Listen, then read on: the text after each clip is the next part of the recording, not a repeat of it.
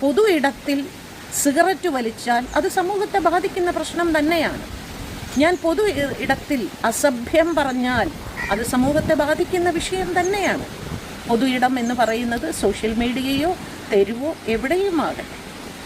പക്ഷേ ഒരു വ്യക്തി എന്ത് വസ്ത്രം ധരിക്കണം, അവൾ എന്ത് തൊഴിൽ ചെയ്യണം എന്ന് നല്ല ഭാഷയിൽ പോലും അഭിപ്രായം പറയാൻ ആർക്കും സ്വാതന്ത്ര്യമില്ല. ഞാൻ ചെയ്യുന്ന ജോലി നിങ്ങൾക്ക് ഇഷ്ടമല്ല എങ്കിൽ അതിന് എന്നെ കുറ്റം പറഞ്ഞിട്ട് കാര്യമില്ലല്ലോ. അതിന് നിങ്ങൾ അഭിപ്രായം പറഞ്ഞിട്ട് എന്ത് ചെയ്യുക? അവൾ എന്ത് വൃത്തികെട്ട ജോലിക്കാണ് പോകുന്നത്? ഇത് പറയാൻ നിങ്ങൾക്ക് എന്താണ് അധികാരം?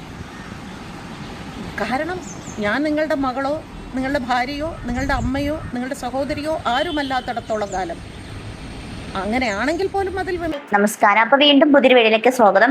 അപ്പോൾ കുറച്ച് ദിവസങ്ങളായിട്ട് ഈ ദയാ സുജിത്തിന്റെയും ഷബീന ബിബിയുടെയും പ്രശ്നങ്ങൾ ഇങ്ങനെ ഒന്നിക്കൊന്നിന് കൂടിക്കൊണ്ടിരിക്കുകയാണ്. അപ്പം ദയാ സുജിത്തിന്റെ ഫാമിലിയൊക്കെ ആ ഒരു പ്രശ്നത്തിന് കംപ്ലൈന്റ് കൊടുത്തിട്ടുണ്ട്, കേസ് രജിസ്റ്റർ ചെയ്തിട്ടുണ്ട്, FIR ഒക്കെ ഇട്ടിട്ടുണ്ടെന്നാണ് അറിയാൻ സാധിച്ചത്. അപ്പോൾ ആ ഒരു പ്രശ്നം ഇപ്പോഴും തീരുന്നില്ല. അപ്പോൾ ഞാൻ പറയുന്നുണ്ട്, ഷബീന ബീബി ഉപയോഗിച്ച വാക്കുകൾ അത്രയും മോശപ്പെട്ട വാക്കുകളാണ്, അത്രയും വൃത്തികെട്ട രീതിയിലുള്ള പദപ്രയോഗങ്ങളാണ്. നമുക്ക് ഒരാളെ വിമർശിക്കാം, പിന്നെ അവരെ ഉപദേശിക്കാൻ നമ്മൾ ആളല്ല, പക്ഷെ വിമർശിക്കാം. കാരണം വെച്ചാൽ നമുക്ക് ഇന്നതുപോലെ കണ്ടു, അപ്പോൾ നമുക്കത് താല്പര്യമില്ല. കാരണം ഈ ഒരു പൊതുസമൂഹത്തിൽ ഒരാൾ മാത്രമല്ല ജീവിക്കുന്നത്, പല ആൾക്കാരും ജീവിക്കുന്നുണ്ട്. അപ്പോൾ ഇപ്പോഴത്തെ തലമുറ എന്ന് പറയുമ്പോൾ നമ്മൾ വിചാരിക്കുന്ന പോലെയല്ല. ഒരു ചെറിയൊരു കാര്യം പോലും എന്താ പറയുക, പെട്ടെന്ന് ക്യാച്ച് പിടിക്കും. പിന്നെ ആ ഒരു ലെവലിലായിരിക്കും അവരുടെ ചിന്താഗതി പോകുന്നത്. അതുകൊണ്ട് മാത്രമാണ് ഇപ്പൊ ഇത്രയും കാര്യങ്ങൾ പൊതുവായിട്ട് പറയുന്നത്.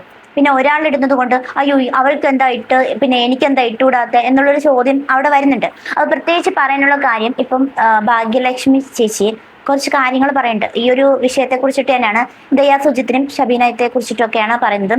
ഷബീനത്തെ ഈ ഒരു കാര്യത്തെ വിമർശിക്കുന്നത് ശരിയാണ്, പക്ഷേ അതിന് ആ ഒരു പദപ്രയോഗങ്ങൾ ഒരിക്കലും നമുക്ക് താങ്ങാൻ പറ്റാത്തതിനപ്പുറത്തിലുള്ളൊരു പദപ്രയോഗം തന്നെയാണ്. നമുക്ക് മാന്യമായിട്ടുള്ള രീതിയിൽ നമ്മൾക്ക് ഒരാളെ വിമർശിക്കാം, അവരെ കുറിച്ചിട്ടുള്ള റിയാക്ഷൻ ചെയ്യാം, അങ്ങനെയൊക്കെയാണ്. അപ്പോൾ നമ്മൾ എപ്പോഴും വായിൽ നിന്നും വരുന്ന വാക്കുകൾ ജസ്റ്റ് ഒന്ന് സൂക്ഷിക്കുക, പിന്നീട് വരുന്ന വിപത്തുകളൊന്നും നമ്മൾ ചിന്തിക്കാറില്ല. അപ്പോൾ എന്തായാലും ഭാഗ്യലക്ഷ്മി ചേച്ചി കുറച്ച് കാര്യങ്ങൾ പറയുന്നുണ്ട്. അപ്പൊ നമുക്ക് ആദ്യം അതൊന്ന് കേട്ടിട്ട് വരാം. ചിലരൊക്കെ പറയുന്ന കേട്ടു, വിമർശിക്കാം, അഭിപ്രായം പറയാം, അഭിപ്രായ സ്വാതന്ത്ര്യമുള്ള രാജ്യമാണ് എന്നൊക്കെ പറയും. ഒക്കെ ശരിയാണ്. പക്ഷെ എന്തിൽ അഭിപ്രായം പറയാനാണ് നിങ്ങൾക്ക് സ്വാതന്ത്ര്യം? നിങ്ങൾക്ക് സർക്കാരിന്റെ കാര്യത്തിൽ നിങ്ങൾക്ക് അഭിപ്രായം പറയാൻ സ്വാതന്ത്ര്യമുണ്ട്. കോടതികളുടെ കാര്യത്തിൽ പറയാനുള്ള സ്വാതന്ത്ര്യം എല്ലാം നമ്മുടെ ഭരണഘടനയിൽ പറഞ്ഞിട്ടുണ്ട്. നിങ്ങളുടെ ചുറ്റുപാടുകൾ, നിങ്ങൾ ജീവിക്കുന്ന നിങ്ങളുടെ അവശ്യ സാധനങ്ങൾ അല്ലെങ്കിൽ അതുമായി ബന്ധപ്പെട്ട എന്ത് വിഷയത്തിനും നിങ്ങൾക്ക് വിമർശനം ഉന്നയിക്കാം, അഭിപ്രായം പറയാം, അതിനൊക്കെ നിങ്ങൾക്ക് സ്വാതന്ത്ര്യമുണ്ട്. പക്ഷേ അവൾ എന്ത് വസ്ത്രം ധരിക്കണം, അവൻ എന്ത് വസ്ത്രം ധരിക്കണം, അവൻ ആരോടൊപ്പം സഞ്ചരിക്കണം, അവൾ ആരോടൊപ്പം സഞ്ചരിക്കണം, അവൾ എന്ത് തൊഴിൽ ചെയ്യണം എന്നതിൽ അഭിപ്രായം പറയാമെന്ന് ഭരണഘടനയിൽ പറഞ്ഞിട്ടില്ല. അതൊരു വ്യക്തി സ്വാതന്ത്ര്യം തന്നെയാണ്. ആ വ്യക്തി സ്വാതന്ത്ര്യത്തിൽ അതായത് അത് സമൂഹത്തെ ബാധിക്കാതിരിക്കുക എന്ന് പറയുന്ന എന്താണ് ഈ സമൂഹത്തെ ബാധിക്കാതിരിക്കുക? ഇപ്പം ഞാൻ മദ്യപിച്ച് ലക്ക് കെട്ട് റോഡിൽ കിടന്നാൽ അത് സമൂഹത്തിനെ ബാധിക്കുന്ന പ്രശ്നം തന്നെയാണ്.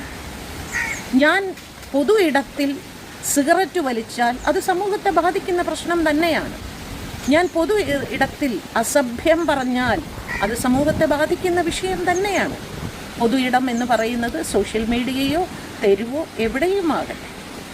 പക്ഷേ ഒരു വ്യക്തി എന്ത് വസ്ത്രം ധരിക്കണം, അവൾ എന്ത് തൊഴിൽ ചെയ്യണം എന്ന് നല്ല ഭാഷയിൽ പോലും അഭിപ്രായം പറയാൻ സ്വാതന്ത്ര്യം. ചേച്ചി പറഞ്ഞതില് കുറച്ച് കാര്യങ്ങളൊക്കെ ഉണ്ട്. എന്ന് പറഞ്ഞാലും ഈ ഒളിച്ചിരുന്ന പാത്തും പതുങ്ങിയും കുറെ കാര്യങ്ങൾ ചെയ്യുന്ന കുറെ വ്യക്തികളുണ്ട്.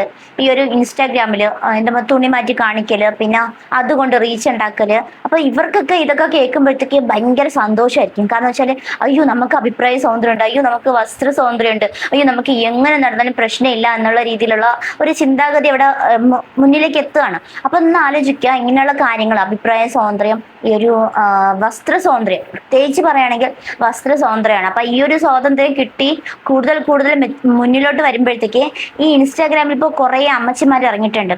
ഞാൻ അങ്ങനെ കാണിക്കും, ഞാൻ സത്യം പറഞ്ഞാല് 2 പീസ് പോലും ഇല്ലാത്ത വീഡിയോസിന്റെ ഫ്രണ്ടിൽ വന്ന് നിന്നിട്ട് കാണിക്കുന്നുണ്ട്. മേലെ ഒന്നും ഇല്ലാണ്ട് കാണിക്കുന്നുണ്ട്. എന്താണ് ഇവർ കാണിക്കുന്നത്, എന്താണ് ഉദ്ദേശിക്കുന്നതെന്ന് മനസ്സിലാവുന്നില്ല. പക്ഷെ ഇവർക്കൊക്കെ എന്തൊക്കെയോ കാണിക്കണം, ഈ ഒരു സമൂഹത്തിൽ കാണിക്കണം എന്നുള്ളൊരു വെമ്പലുണ്ട്.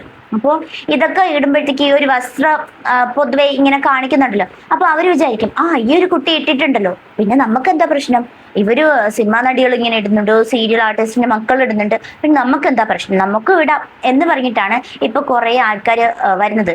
പക്ഷേ ഇത് പിന്നെ കുറെ ഫെമിനിസ്റ്റുകളുണ്ട്.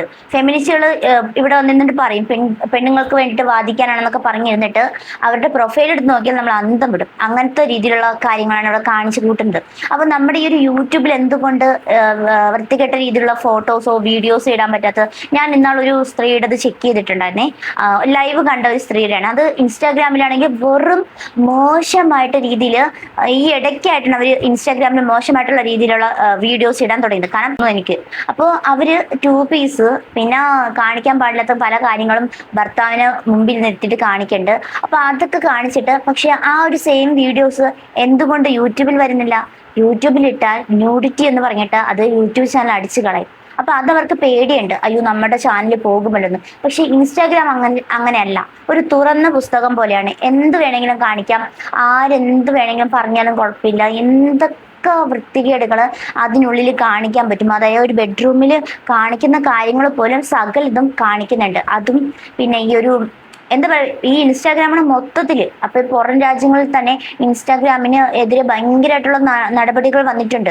അപ്പൊ ഇപ്പോഴും കുറച്ച് ദിവസങ്ങൾക്ക് മുന്നേ ഇൻസ്റ്റാഗ്രാമിനെതിരെ വന്നിട്ടുണ്ടായിരുന്നു. കാരണം ഇൻസ്റ്റാഗ്രാം എന്ന് പറയുന്നൊരു ഒരു പ്ലാറ്റ്ഫോം ഭയങ്കര ഡേഞ്ചർ ആണ് കുറച്ചൊക്കെ. അപ്പോൾ അതിൽ കുറെ ആൾക്കാരുണ്ട്, അയ്യോ എനിക്ക് ഇങ്ങനെ കാണിക്കണം, സബ്സ്ക്രിപ്ഷൻ നേടണമെങ്കിൽ ഇങ്ങനെ കാണിക്കണം, അയ്യോ എനിക്ക് അങ്ങനെ കാണിക്കണം, എൻ്റെ പലതും കണ്ടാൽ മാത്രമേ ആണുങ്ങൾ ഇതിലോട്ട് ക്യൂരിയോസിറ്റി കാണിച്ച് വരത്തുള്ളൂ എന്നൊക്കെ ഉള്ള ചിന്താഗതി അതിൽ നടപ്പുണ്ട്. അപ്പൊ ഇതാദ്യം മനസ്സിലാക്കുക, ചുമ്മാണ്ട് പോകുന്ന കാര്യങ്ങൾ ഇങ്ങനെ പറയേണ്ട കാര്യമില്ല. പിന്നെ ഭാഗ്യലക്ഷ്മി ചേച്ചി ഒരു തെറ്റ് പറഞ്ഞിട്ടുണ്ട്. അതായത് റോഡിൽ മൂത്രമൊഴിക്കുന്നവനെ എന്തോ വണ്ടി ഏറ്റി കൊല്ലണമെന്ന് എന്തോ ഒരു സംഭവം പറഞ്ഞിട്ടുണ്ട്. അത് ഇച്ചിരി ഒഴിച്ചാല് ബാക്കിയെല്ലാം ക്ലിയർ ആണ് കേട്ടോ. അപ്പൊ അതാണ് അവരുടെ വായിൽ നിന്ന് അന്ന് വന്നിട്ടുള്ളൊരു വാക്ക് ഉണ്ടായിരുന്നത്. പക്ഷെ അതിനുശേഷം അവര് ബാക്കിയൊക്കെ അവര് നോർമൽ സാധാരണ വ്യക്തി തന്നെയാണ്.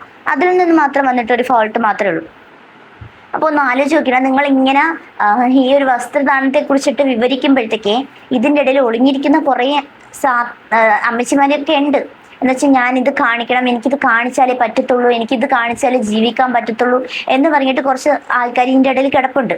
അപ്പോൾ അവർക്കൊക്കെ ഇത് സപ്പോർട്ട് ചെയ്യുന്ന രീതിയിൽ ആകരുതെന്ന് മാത്രമാണ് എനിക്കിപ്പോൾ ഇതിൽ പറയാനുള്ളത്. കാരണം ഇതൊക്കെ കേൾക്കുമ്പോഴത്തേക്ക് അവർക്കൊരു സപ്പോർട്ടാവും. അയ്യോ അപ്പോഴും നമ്മൾ തുണി മാറ്റി കാണിച്ചാലും പ്രശ്നമില്ല, എന്തെങ്കിലും കാണിച്ചാലും പ്രശ്നമില്ല എന്നുള്ളൊരു ചിന്താഗതി അവർക്ക് വരികയാണ്. അപ്പൊ പിന്നെ അവർ എന്തും ആദ്യം കുറച്ച് കാണിക്കും, പിന്നെ 2ാമത്തെ ദിവസം കുറച്ച് കാണിക്കും, 3ാമത്തെ ദിവസം അതിൻ്റെ കുറച്ച് കാണിക്കും. അങ്ങനെ കാണിച്ച് അവർക്ക് അവസാനം അതിനെ കുറിച്ചിട്ടുള്ളൊരു ചിന്തയെ വരത്തില്ല. ഇത്രയും കണ്ടല്ലോ, പിന്നെ എന്താ ഇനി കാണിച്ചാല് എന്തെന്നുള്ളൊരു ചിന്ത അവിടെ വരികയാണ്. അപ്പൊ അതാണ് ഇവിടെ സംഭവിക്കുന്നത്. ഞാൻ ചെയ്യുന്ന ജോലി നിങ്ങൾക്ക് ഇഷ്ടമല്ല എങ്കിൽ അതിന് എന്നെ കുറ്റം പറഞ്ഞിട്ട് കാര്യമില്ലല്ലോ. അതിന് നിങ്ങളുടെ അഭിപ്രായം പറഞ്ഞിട്ട് എന്ത് ചെയ്യുക? അവൾ എന്ത് വൃത്തികെട്ട ജോലിക്കാണ് പോകുന്നത്? ഇത് പറയാൻ നിങ്ങൾക്ക് എന്താണ് അധികാരം?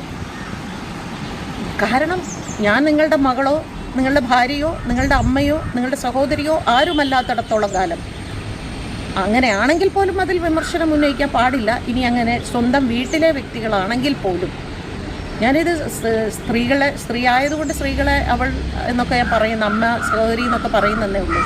കാരണം വസ്ത്രം എപ്പോഴും ഒരു തൊഴിലുമായി അല്ലെങ്കിൽ അവളുടെ പാഷനുമായി ബന്ധപ്പെട്ട് ശരീരം ഒരല്പം പ്രദർശിപ്പിക്കേണ്ടി വന്നാൽ അല്ലെങ്കിൽ പ്രദർശിപ്പിച്ചാൽ അതിനെ ഇത്രയേറെ വിമർശിക്കുന്ന ഒരു സമൂഹം എനിക്ക് തോന്നുന്നു കേരളത്തിൽ മാത്രം.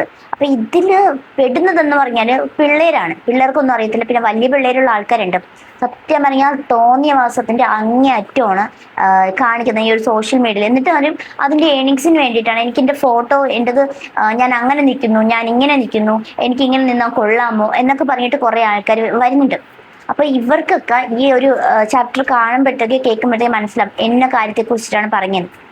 അപ്പോൾ ഈ പറയുന്നതിന്റെ കൂട്ടത്ത് ഇവരെ സപ്പോർട്ട് ചെയ്യുന്ന രീതിയിൽ ആകരുതെന്ന് മാത്രം. കാരണം മോഡലിങ് അല്ലാണ്ട് എല്ലാം ഫാഷൻ തന്നെയാണ്, അതില്ല നമുക്ക് ഒരിക്കലും പറയുന്നത്. പക്ഷെ എന്നാലും ഒരു പോസ്റ്റ് ഇടുമ്പോഴത്തേക്ക് അതൊരു സീരിയൽ ആർട്ടിസ്റ്റ് എന്നല്ല, ഒരു സാധാരണ വ്യക്തികളെ കൂടിയും ഇത് ഒരു ചില ആൾക്കാർക്കുണ്ട് എന്ത് കാണിച്ചാലും ഒരു പ്രശ്നമില്ല, അവർ നമ്മളെ രക്ഷിക്കാൻ വരും എന്നൊക്കെ ഉള്ള ചെറിയൊരു തോന്നലൊക്കെ ഉണ്ട്. അപ്പൊ ഇതിൽ പറയാനുള്ളത് ഇങ്ങനെ കാര്യങ്ങൾ തുറന്നടിച്ച് പറയുന്ന സമയത്ത് ഈ ഒളിച്ചും പാത്തും ഇരിക്കുന്ന ഈ സ്ത്രീകളെ ആരും മറന്നേക്കരുത്. കാരണം അത്രയും വൃത്തികെട്ട രീതിയിലാണ് ഒരു പ്ലാറ്റ്ഫോം, അതായത് ഈ ഒരു ഇൻസ്റ്റാഗ്രാം പ്ലാറ്റ്ഫോം യൂസ് ചെയ്യുന്നത്. അപ്പൊ അതാദ്യം മനസ്സിലാക്കിയാൽ കുറച്ചും കൂടി നന്നായിരിക്കും. ബാക്കി എല്ലാ കാര്യങ്ങളും കറക്റ്റ് ആയിട്ടുള്ള കാര്യങ്ങൾ തന്നെയാണ്. ഇത്രയൊക്കെയുള്ളൂ. അപ്പൊ വീഡിയോ ഇഷ്ടപ്പെടുന്നുണ്ടെങ്കിൽ ഒന്ന് ലൈക്ക് ചെയ്യുക, ഷെയർ ചെയ്യുക, സബ്സ്ക്രൈബ് ചെയ്യുക, കൂടെ ഒന്ന് ഹൈപ്പ് ചെയ്യാനും മറക്കരുത്. അപ്പൊ പുതിയ വീഡിയോ ഇട്ട് വരാം. അതുവരെ ടാറ്റ.